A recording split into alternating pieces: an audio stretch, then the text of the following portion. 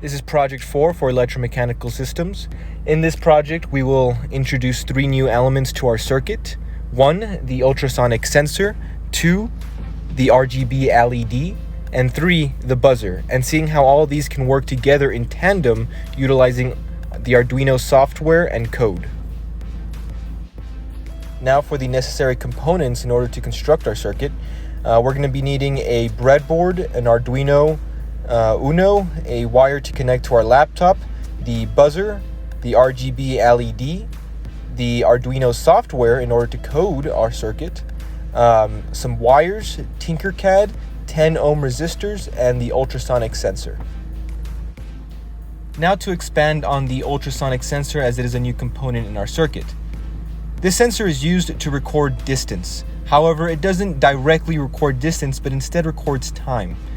It does this by emitting a signal from its face towards the object it's trying to measure its distance from. And when it releases the signal, it also starts recording time and measures the time that it takes for this signal to hit the object and be reflected back to its sensors. By doing so, it can record the amount of time that it took to arrive at the object simply by dividing this time in 2, as it is going to then from, and multiplying it by the velocity of the signal. We do this in the code, which we will further expand on later, but in hindsight, this is what the sensor does. It uses the time that it takes for the signal to bounce to and from the object in order to calculate distance using the velocity that's already known. Now to further explain the RGB LED, as it is also a new component in our circuit. This LED works similar to the other diodes we've seen in the past, however as a 3-in-1. It is able to manipulate different values ranging from 0 to 255 to create different hues of light, and by using only red, green, and blue, it is capable of producing 16 million different kind of light hues.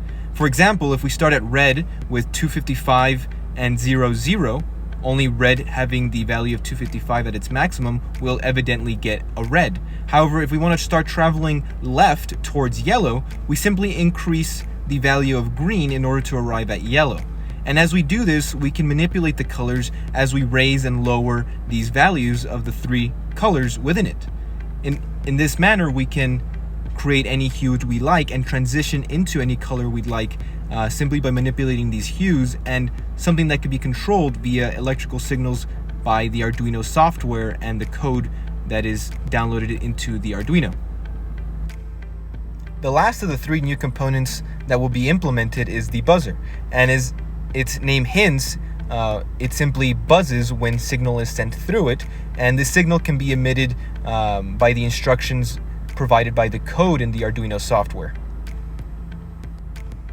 So now, putting all of these components together in one circuit, we can have these certain implementations communicate with each other via the use of the code, which we will explore in a second.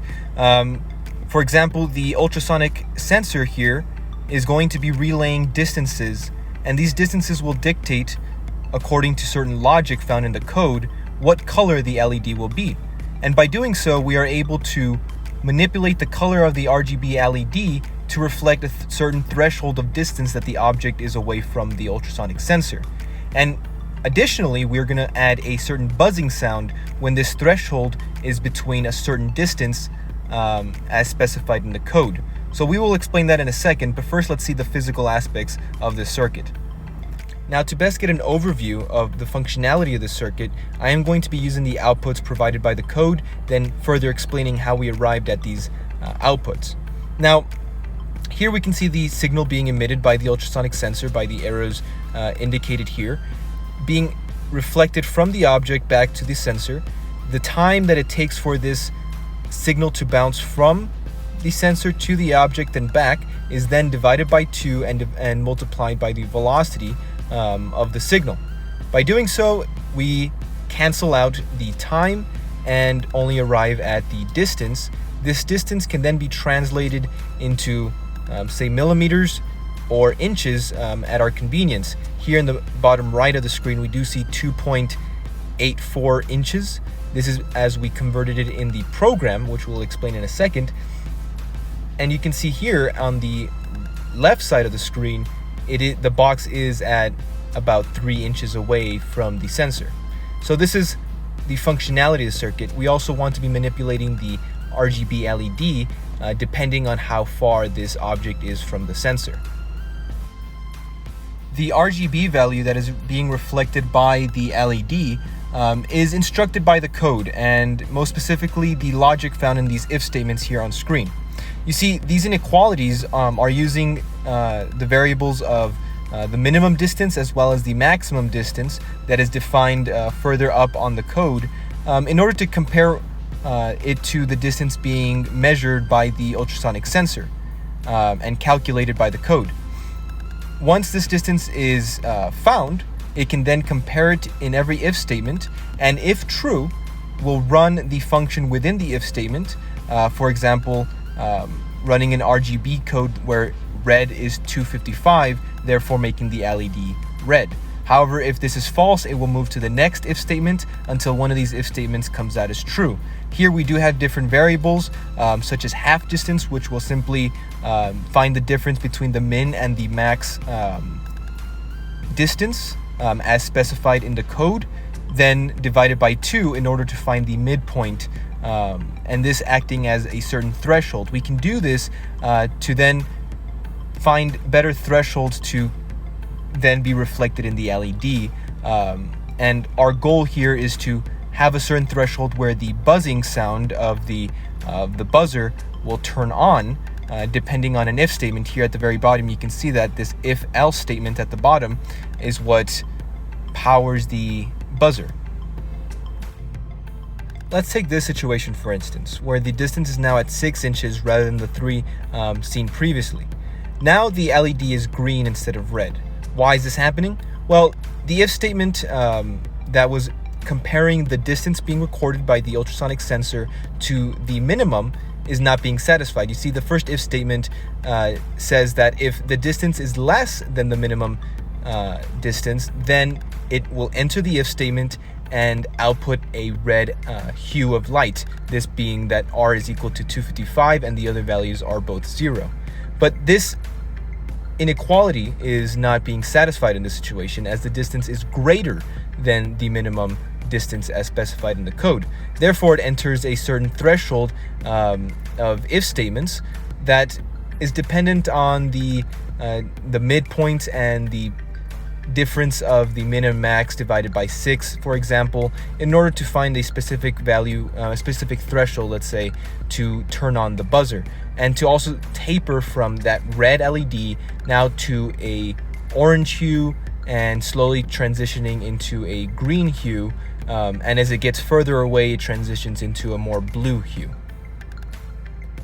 Now here's a video of everything functioning together. Initially, we start with the box at a distance that is further than the max distance specified in the program, starting at a blue LED, then transitioning into a green hue. As it gets closer, it's going to start tapering into the color red, and once it is below the minimum value, it'll stay red with R equaling 255 in that first if statement. Now, seeing this with the outputs produced by the code, we can see the same situation as we saw earlier with the box going closer to the ultrasonic sensor. Here we see the distance going down here in millimeters and in inches. We see it now at 6, then slowly going down to 5. And here we also see the difference of the RGB values.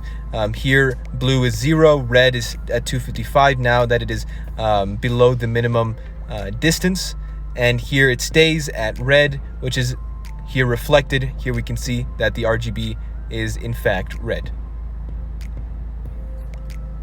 In conclusion, we can see how a system like this has real-world implications, especially in a world that's skewing towards a more autonomous future, especially in the vehicle realm. For instance, Tesla vehicles are already using distance sensors such as the ultrasonic sensor in order to measure distances between vehicles to see if it is safe for merging on highways. This is more evidently seen in most modern cars that use rear view cameras, where just how in our project beep or make a sound when a certain distance threshold is being satisfied.